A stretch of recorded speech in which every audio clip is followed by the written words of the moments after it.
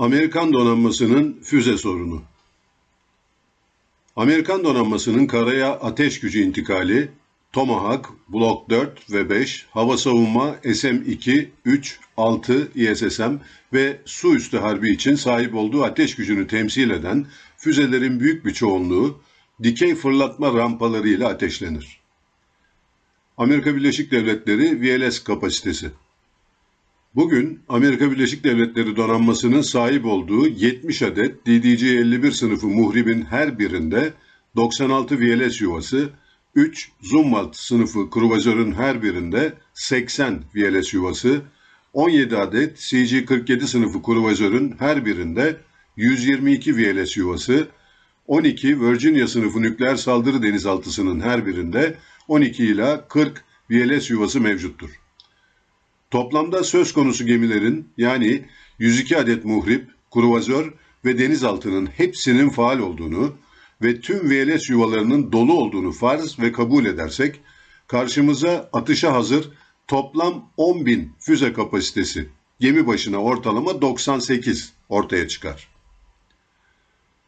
Amerika Birleşik Devletleri müttefiklerinin VLS kapasitesi. Diğer taraftan Amerika Birleşik Devletleri'nin ayrılmaz müttefikleri İngiltere'nin toplam VLS yuva kapasitesi 19 gemide 732, gemi başına 38 füzeyken, Japonya'nın 16 gemide 1000, gemi başına 62, Güney Kore'nin 17 gemide 700, gemi başına 41 füze civarındadır. Çin ve Rusya VLS kapasitesi. Amerika Birleşik Devletleri'nin en büyük rakibi Çin donanmasını incelersek, 10 adet 55 sınıfı muhribin her birinde 112 VLS yuvası, 30 adet 52 D sınıfı muhribin her birinde 64 VLS yuvası, 40 adet 54 A sınıfı muhribin her birinde 32 VLS yuvası, 3 adet 75 sınıfı amfibi hücum gemisinin her birinde 64 VLS yuvası, 2 adet 901 sınıfı uçak gemisinin her birinde 48 VLS yuvasına ve toplamda 85 adet gemide 5000 civarında füze kapasitesinin yani gemi başına ortalama 58 olarak ortaya çıktığını görmekteyiz. Bu füze yuvalarından hava savunma maksatlı HQ-10, HQ-16 füzeleri su üstü harbinde gemiye karşı YJ-12, YJ-83 füzeleriyle karaya güç intikal ettirmek üzere YJ-18 füzeleri ateşlenebilmektedir. Çin denizaltılarında VLS sistemi mevcut değildir. Çin'in müttefiki Rusya'nın kapasitesi 32 gemi, denizaltıda 828, gemi başına 26 füzedir. Değişen füze yükleri. Görüldüğü üzere Amerika Birleşik Devletleri ve Rus donanması dışında denizaltılarında dikey lançer sistemi bulunan başka donanma yoktur. Dikey lançer füze yeteneğinde geminin görevine bağlı olarak füze yükleri değişime uğrar. Savaş gemilerinin temel görevi önce kendi bekalarını sağlamak olduğundan dikey lançer yüklerinde denizaltılar hariç çoğunluk yer, hava savunma füzelerine verilir. Gemiye karşı ve karadaki hedeflere karşı kullanılan füzeler geminin bulunduğu harekat alanı ve görev tipine göre önceliklendirilir. Bazı savaş gemilerinde gemiye karşı füzelerin VLS dışında ayrı sistemlerden atıldığını hatırlatalım. Örneğin Amerikan Harpoon füzeleri dörtlü kanisterlerden atılır. Amerika Birleşik Devletleri VLS kapasitesinde açık ara öndedir. Kısacası Amerikan savaş gemileri platform sayısı temelinde Çin savaş gemilerinden daha az sayıda olsa da yani 297'ye karşılık 450, VLS füze yuvası sayısında 10.000'e karşı 5.000 füze ile 2 kat büyüklüğe sahiptir. Bu sayıya Japonya'nın 1000, Güney Kore'nin 700 füze kapasitesi eklenirse durumun Çin aleyhinde olduğu görülür. Tek başına VLS ölçüt değildir. Amerika Birleşik Devletleri'nin en büyük rakibinin Çin donanması olduğunu göz önüne alır ve Pasifik harekat alanındaki bugünün mevcut şartlarında füze kapasiteleri paralelinde Tayvan Adası senaryosu için bir değerlendirme yaparsak 3 alana bakmamız gerekir. Birincisi, Amerikan donanmasının harbi hazırlık durumu paralelinde Batı Pasifik harekat alanında bulundurabileceği VLS yetenekli gemi sayısıdır. İkincisi, bu silahların tedarik edilme süreçleri ve üçüncüsü, Pasifik harekat alanına yönelik lojistik olanaklardır. Amerika Birleşik Devletleri ve harbe hazır VLS gemi sayısı. Amerika Birleşik Devletleri'nin kendi yayın organı USNI istatistiklerine göre 4 Kasım 2024 itibariyle Amerika Birleşik Devletleri donanmasının muharebe gücü 235 muharip gemi ve 60 yardımcı gemi olmak üzere toplam 295 gemiydi. Bu gemilerden 98 gemi, yani 69 muharip ve 29 yardımcı gemi ana üslerinden uzakta görevlendirilmiş gemi statüsündeydi. Söz konusu 98 gemi içinde sadece 75 gemi seyir halindeydi. USNI 75 geminin kaçının donanmanın muharip unsuru, kaçının yardımcı gemi olduğunu belirtmiyor. Kaba bir tahminle 55 geminin muharip, 20 geminin yardımcı gemi olduğunu kabul edersek 4 Kasım itibariyle Amerika Birleşik Devletleri'nin tüm dünya denizlerinde hareket halinde olan muharip gemi sayısı 55 gemi olarak karşımıza çıkıyor. Toplamda 102 muharip gemide VLS sistemi olduğunu ve bunun toplam 235 muharip geminin %43'ünü oluşturduğunu göz önüne alırsak, kaba bir hesapla denizde 4 Kasım 2024 günü tüm denizlerde seyir halinde olan 55 geminin 20-25 adedinin VLS yeteneğine sahip olduğu karşımıza çıkar. Amerika Birleşik Devletleri donanmasının düşük harbe hazırlık seviyesi. Amerika Birleşik Devletleri'nin toplamda 295 gemisinden 98 geminin görevlendirilmiş olması, gerçekte gemilerin harbe hazırlık durumunun da düşük olduğunun bir göstergesidir. Bu istatistiklere göre Amerikan donanmasının harbe hazırlık seviyesi %40 civarındadır. Geri kalan gemilerin harbe hazırlık seviyesini yükseltmenin yıllar alacağı gerçeğinin yanında, seferberlikte kullanılacak Amerikan rezerv filolarında tutulan savaş gemilerinin ortalama olarak 40 yaşın üzerinde ve kötü durumda olduklarını hatırlatalım. Limanda ana üslerinde bulunan gemilerin bir kısmının savaş zamanında kısa sürede harbe hazır hale getirileceğini kabul edersek, en yüksek iyimserlikle bu seviyenin bugün için %50 civarında olmasını kabul edebiliriz. Çok düşük olan bu değeri Amerikan Deniz Kuvvetleri Komutanı Proje 33 adı altında 2027 yılına kadar %80 seviyesine çıkarmayı hedefliyor. Amerikan donanmasının planlı bakım ve onarım faaliyetleri olması gereken takvime göre 7 yıl geriden geliyor. Bu çok ciddi bir zafiyet. 2027 senaryosu ve füze yükleri. Bu koşullarda Amerika Birleşik Devletleri'nin en iyi olasılıkla Çin'le olası çatışma senaryosunu dayandırdığı 2027 yılında %80 hazırlık durumunu yakaladığı ve toplamda 188 olacak tüm harbe hazır muharip gemilerini Batı Pasifik'te konuşlandırdığı takdirde VLS yeteneğine sahip toplam gemi sayısı 80 civarında olacaktır. Bu sayı ile toplam VLS füze yuva kapasitesi 8000 olarak değerlendirilebilir. Toplamda 420 muharip gemiye sahip Çin için VLS yetenekli gemi sayısı tüm gemilerinin harbe hazır olması halinde 85 gemiydi. Çin'in harbe hazırlık seviyesinin gerek tersane sayısı ve gerekse nitelikli personel sayısı itibariyle Amerika Birleşik Devletleri'ne kıyasla daha yüksek olması nedeniyle %90'lık bir harbe hazırlık seviyesi kabulü uygulanırsa karşımıza 76 VLS yetenekli gemi çıkmaktadır. Yani Batı Pasifik'te 2027'de Amerika Birleşik Devletleri ve Çin arasında VLS yeteneklerinde kabaca bir eşitlikten bahsedebiliriz. Ancak burada Amerika Birleşik Devletleri'nin denizaltılarından Tomahawk füzesi fırlatma yeteneğinin büyük avantaj yarattığını hatırlatalım. Amerika Birleşik Devletleri'nin elindeki 22 adet Virginia sınıfı nükleer saldırı denizaltısında 300 adet VLS kapasitesi mevcut. Bu gemilerin %80 hazırlık durumunda 16 adedinin bölgeye sevk edileceğini düşünürsek, en azından toplamda 240 füzenin ateşlenmesinin su altından yapılacak olması Amerika Birleşik Devletleri'ne büyük bir avantaj sunmaktadır. Bu arada Amerikan su üstü gemilerinin VLS füze yüklerinde yoğun hava savunma ihtiyacı nedeniyle %75'lik yükün hava savunmaya, geri kalanın gemiye karşı ve karaya saldırı füzeleri olabileceğini varsayabiliriz.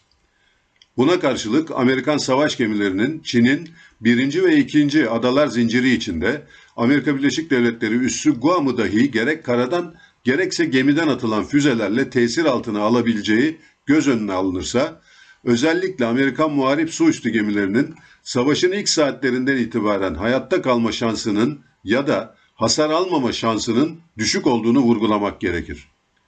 Çin'in gerek deniz ve karadan, gerekse havadan ateşlenen gemiye karşı füze menziline giren Amerikan savaş gemileri saatler içinde hava savunma füzelerini harcayacaktır. Amerikan savaş gemilerinin tümünün Çin'in füze menzili dışında kaldığını kabul edersek, bu kez de hava savunma füzeleri dışında kullanılan karaya ve gemiye karşı kullanılan füzelerin kısa sürede tükeneceğini düşünebiliriz. Amerika Birleşik Devletleri'nin ciddi sorunu füze tedariği. Amerika Birleşik Devletleri donanması dünyada VLS füze ateşleme kapasitesi en yüksek olan donanmaların başında gelmesine rağmen bu füzelerin ateşlendikten sonra yerlerine yenilerinin koyulması gerekmektedir. Amerikan The National Interest dergisinin 14 Haziran 2024 sayısında Jim Fain tarafından yayınlanan "Cephanesi tükenmiş Amerika Birleşik Devletleri donanmamıza yeniden ikmal yapmanın zamanı geldi" başlıklı makalede Amerika Birleşik Devletleri'nin 2023'e kadar yıllara sari şekilde 12.000 adet SM-2, 400 adet SM-3 ve 1500 adet SM-6 hava savunma füzesiyle 9.000 adet Tomahawk füzesi tedarik ettiğini, benzer şekilde bu füzelerden aynı zaman diliminde Soğuk Savaş sonrası yaşanan savaşlarda tatbikat ve eğitimlerde en az 2800 standart ve 2900 Tomahawk füzesinin tüketildiğini yazıyor. Yazar, bu durumda kağıt üzerinde bugün için Amerika Birleşik Devletleri'nin VLS ile fırlatılmaya hazır SM standart hava savunma füzelerinde azami 11.000 füze ve Tomahawk'larda 6.000 füzeye sahip olduğunu belirtiyor ve toplamda 17.000 olan bu envanterin 10.000 toplam kapasiteye sahip 102 VLS gemisinin denizaltının ikinci kez yüklemesine yetmeyeceğini ortaya koyuyor. Makale bu zafiyeti haklı olarak Amerika Birleşik Devletleri'nin 1990 sonrası terörle savaşa odaklanması ve hava savunma gerektirmeyecek basit rakiplerle, yani Irak, Afganistan, Libya ve Suriye ile savaşmasına bağlıyor. Bu durum haliyle VLS füzelerine olan ihtiyacı kısmen Tomahawk'lar haricinde son derece azalttı. Aynı makaleye göre Pentagon 2017'den itibaren her yıl 125 SM-6 satın aldı. Ayrıca 2021, 2022 ve 2023'te sırasıyla 122, 70 ve 68 yeni Tomahawk tedarik etti. İlginç şekilde Amerika Birleşik Devletleri Başkanı 2025 bütçesi için yeni Tomahawk siparişini onaylamamış. İsrail yüzünden tükenen füzeler. Diğer yandan Amerika Birleşik Devletleri'nin elindeki hava savunma füzelerinin sayısının bugün hızla azalma nedenlerinin başında Orta Doğu'daki çatışmalarda İsrail'e, İran'dan ve Lübnan Hizbullah'ından gelen füze saldırılarının önlenmesinde Amerika Birleşik Devletleri'nin VLS yetenekli savaş gemilerinin düzinelerce füze fırlatması olarak gösteriliyor. 17 Nisan 2024 tarihli Amerikan The National Interest dergisinde Peter Susiu imzalı Husi ve İran füzelerini imha etmek Amerika Birleşik Devletleri'ne 1 milyar dolara mal oldu başlıklı makalede Amerikan Donanma Bakanı Del Toro'nun kongrede verdiği açıklamalara yer veriyor. Bakan şöyle diyor: Amerika Birleşik Devletleri donanması gemilerine ve ticari gemilere yönelik 130'dan fazla doğrudan saldırıya karşı koyduk, dedi. Geçtiğimiz 6 ay boyunca deniz kuvvetleri İran'dan ve vekil güçlerinden gelen hava tehditlerine karşı koymak için yaklaşık 1 milyar dolarlık hava savunma füzesi ateşledi. Del Toro bu durumun donanma stokları üzerinde yarattığı mali baskının altını çizerek mühimmatı yenilemek için kısa dönemde 2 milyar dolar ve daha sonra 95 milyar dolarlık ek finansmana acil ihtiyaç olduğunu vurguladı. Amerika Birleşik Devletleri yaşamsal stoklarını tüketiyor. Henüz VLS sistemine sahip hiçbir Amerikan savaş gemisi Husi veya İran füzesiyle vurulmadı. Ancak gelecekte Çin'le yaşanacak büyük mücadele dönemi için ayrılan kaynakları Akdeniz'deki yıpratma savaşı kemiriyor. Örneğin hava savunma füzeleri içinde uzun menzilli balistik füzeleri önlemeye uygun olan ve atmosfer dışında önleme yapabilen SM-3'lerin bir adedinin maliyeti menzile bağlı olarak 9,7 milyon ve 27,9 milyon dolar arasındadır. Donanmanın 14 Nisan 2024 İsrail'in savunması sırasında 4 ile 7 tanesini ateşlediği açıklandı. 29 Ekim 2024 tarihli Wall Street Journal gazetesine göre İran'ın 1 Ekim'de İsrail'e yaptığı füze ve drone saldırısında İsrail'e destek için Akdeniz'de kullanılan 4 Aegis kruvazörünün VLS ateşlemeleri de dahil edildiğinde son bir yılda Amerikan savaş gemileri gerek Akdeniz gerekse Kızıldeniz'de toplamda 100'e yakın 1,8 milyar dolar değerinde hava savunma füzesi harcadı. Amerikan savaş gemileri hava savunma doktrini gereği imhayı garantilemek için yaklaşan hedefe 2 adet füze ateşliyor. Bu da maliyeti arttırıyor. Bir Amerikan kongre yetkilisi şöyle diyor. Bunlar berbat Husi hedeflerini vurmak için gerçekten pahalı mühimmatlar. Her birini değiştirmek aylar sürüyor ve çok yüksek maliyetli. Diğer yandan Amerika Birleşik Devletleri savunma sanayi sadece Kızıldeniz'de Husilere karşı yürütülen Prosperity Guardian harekatında bu füzeleri kullanmıyor. Bir savaş durumunda uçak gemisi darbe gruplarını bu gemiler koruyor. Amerika Birleşik Devletleri'nin 11 uçak gemisi darbe grubu olduğuna göre bir savaş durumunda en az 44 ila 55 VLS yetenekli gemi sadece bu göreve ayrılmak durumunda kalacaktır. Amerika Birleşik Devletleri, Çin'in 5.000-8.000 kilometre menzilli DF-27 hipersonik gemiye karşı füzelerinden son derece çekiniyor. Mevcut hava savunma kapasitesinin yetmeyeceğini değerlendirerek başka çözümler arıyorlar. Mike Stone imzalı 25 Ekim 2024 Reuters haberinin başlığı şöyle. Çin'in Pasifik'teki gemileri batırmak için hipersonik silahlar konuşlandırmasından korkan Amerika Birleşik Devletleri donanması bazı gemilerini Patriot önleme füzeleriyle donatacak. Bu haberin detaylarında PAK-3 füzelerinin Aegis sınıfı hava savunma gemilerine entegrasyon çalışmalarının başlatılacağını anlıyoruz. PAK-3'lerin Ukrayna-Rusya savaşında hipersonik füzeleri düşürmede başarılı olduğunun haberde altı çiziliyor. Silah sanayi üretim temposu hazır değil.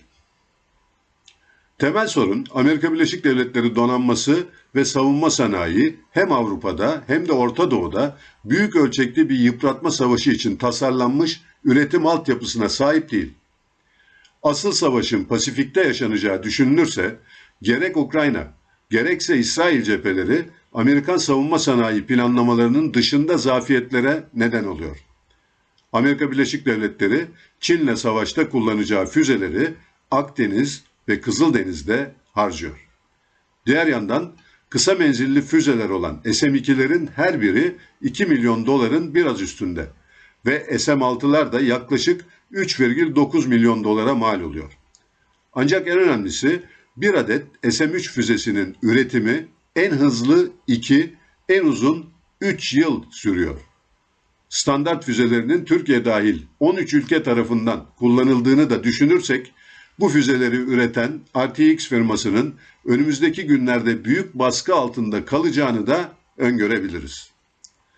Kısacası Amerika Birleşik Devletleri'nin karşısında rakiplerinin ciddi bir hava tehdidi var. Eski günler sona erdi. İran, Rusya ve özellikle Çin'in saldırı yetenekleri Amerika Birleşik Devletleri donanmasının hava savunma yeteneklerini sınırlayacak düzeyde. Pasifik'te Amerikan lojistiği. Amerika Birleşik Devletleri'nin Rusya-Ukrayna krizinde gözlemlediği en önemli gerçek, Avrupa ile Amerika Birleşik Devletleri arasında savaş Atlantik ve Akdeniz'de yaşanmadığı halde deniz köprüsü kurmada karşılaştığı zorluklardır. Zira Amerikan ticaret filosu yetersiz. Kendi bayraklarını taşıyan sadece 200 gemileri var.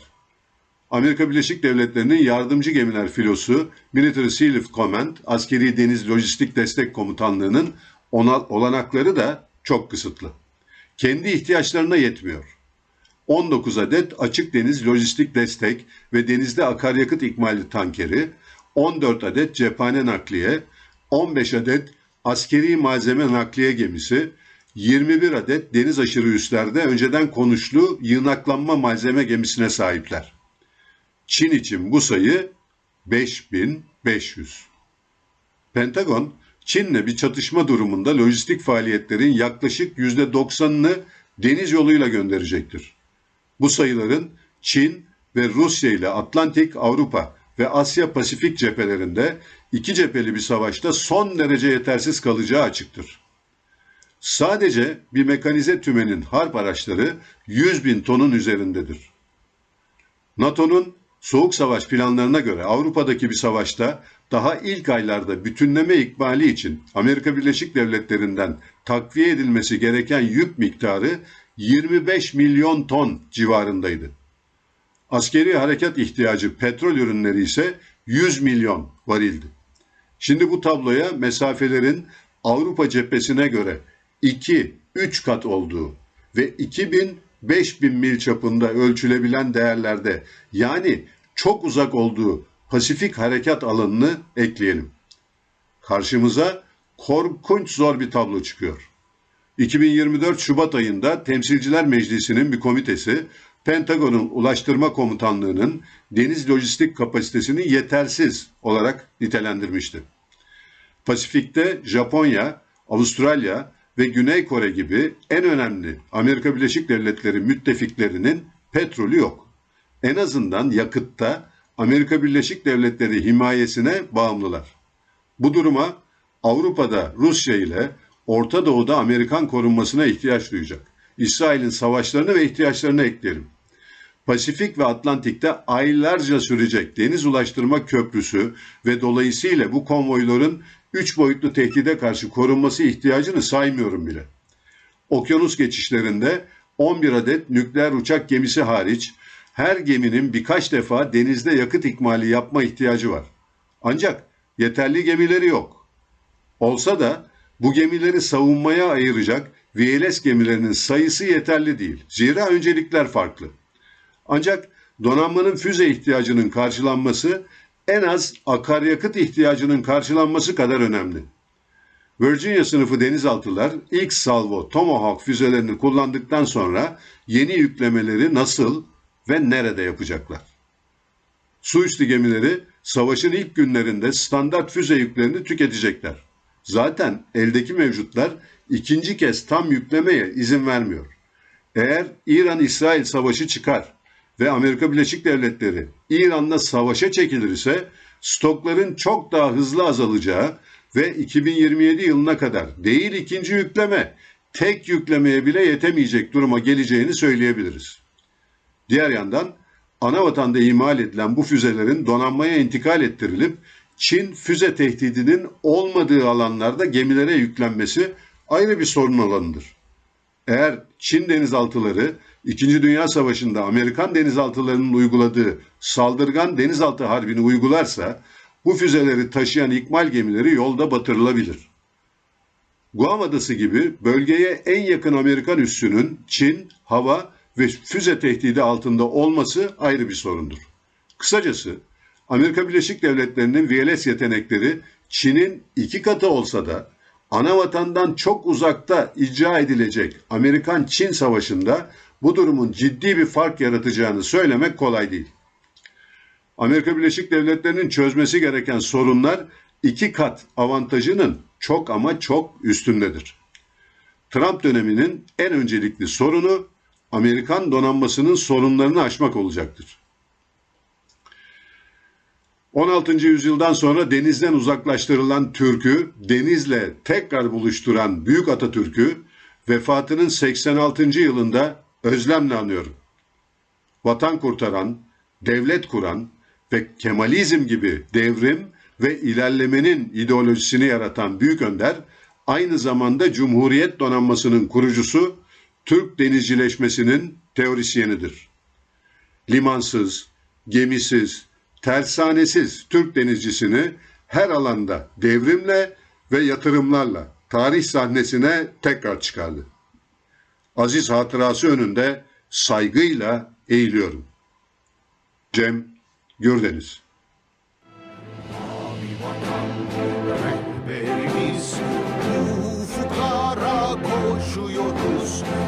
Yüreğimiz hayra kaçtı.